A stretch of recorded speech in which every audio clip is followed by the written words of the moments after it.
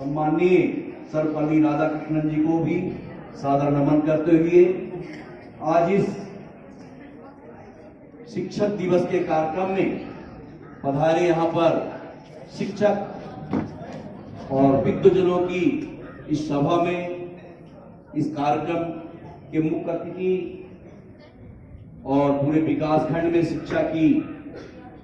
अलग जगाने वाले विकासखंड शिक्षा अधिकारी महोदय सम्माननीय श्री फ्रेंडो जी,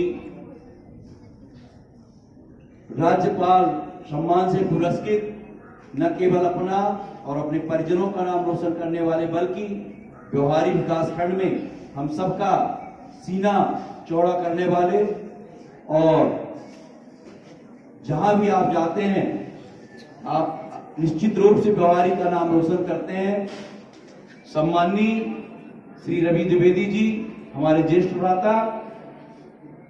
आज इस कार्यक्रम में जिनकी गत सत्रों में और वर्तमान सत्रों में आदिवासी की पूरी हुई और जो अपने विभाग में पूरी तन्मयता से अपना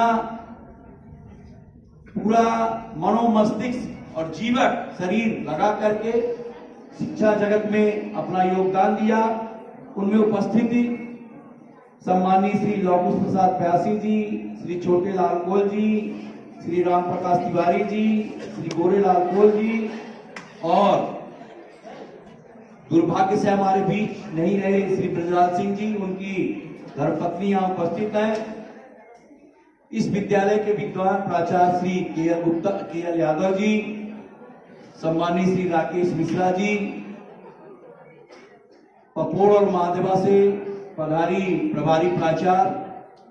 हमारे जन शिक्षा के दिखवा के द्वैसीय श्री राजेंद्र पटेल जी, श्री सोनसाय सिंह जी और इस दिखवा संकुल और जन शिक्षा केंद्र से पधारे सभी विद्वजन शिक्षक, प्यारे छात्र छात्रों। किसी भी मंच में जिसको मुखिया बना दिया जाता है उसका नंबर सबसे लास्ट में आता है, मतलब ये रहता है कि उसको बोलने को कुछ बचा नहीं रहता। और जिनकी मैंने अभी नाम किया वो सब लगभग तक आ चुके हैं। फिर भी आज 5 सितंबर है और हमने कहा कि हम सबका आज सम्मान बढ़ता है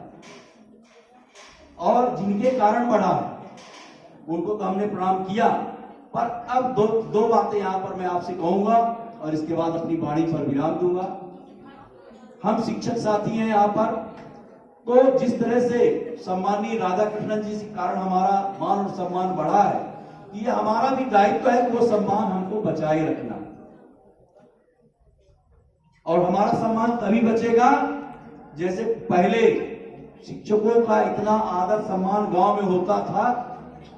क्योंकि वे अपने दायित्व के साथ साथ वहां पर गुरु के पद में सुशोभित थे। आज हम देखते हैं कि हमारा सम्मान और मान घटता जा रहा है और उसके लिए हम स्वयं जिम्मेदार हैं। हो सकता है इस क्षेत्र में अभी भी शिक्षकों का बहुत बड़ा सम्मान हो रहा हो और ये अच्छी बात है। यहाँ के ग्रामवासी नगरवासी हमेशा शिक्षकों का सम्मान करते हैं, पर कहीं ना कहीं सम्मान जो देता है पहले हमको सम्मान पाने के लायक बनना होता है। तो मेरा सभी शिक्षक साथियों से निवेदन है कि हम लोग भी अपने दायित्व का इस तरह से निर्वहन करें कि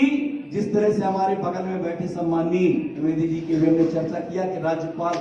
के यहाँ से बुलंदा आया कि आपको सम्मानित करना है, वो क्षमता आप सभी में है, केवल उसको जगाने की जरूरत है।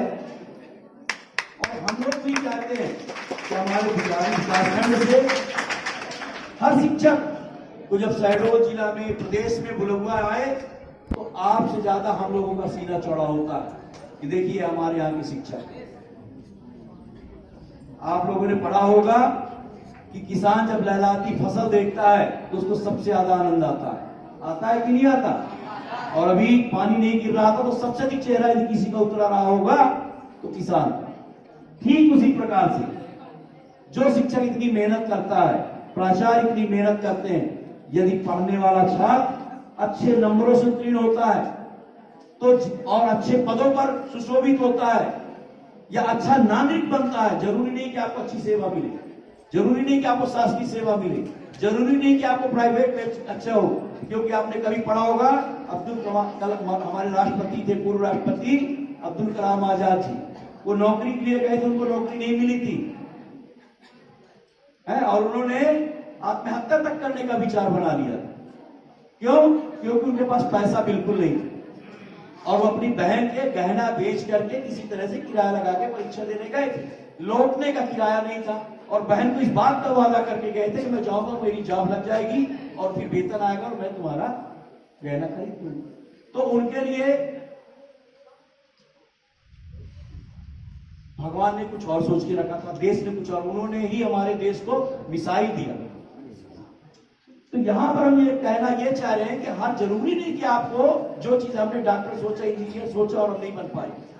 हमको देश का अच्छा नागरिक बनना है, इस उद्देश्य को लेकर के हमको पढ़ाई करना है, टारगेट अलग रखना। और जिस दिन हम देश का अच्छे नागरिक बनने के उद्देश्य से पढ़ाई करेंगे, मौसम भी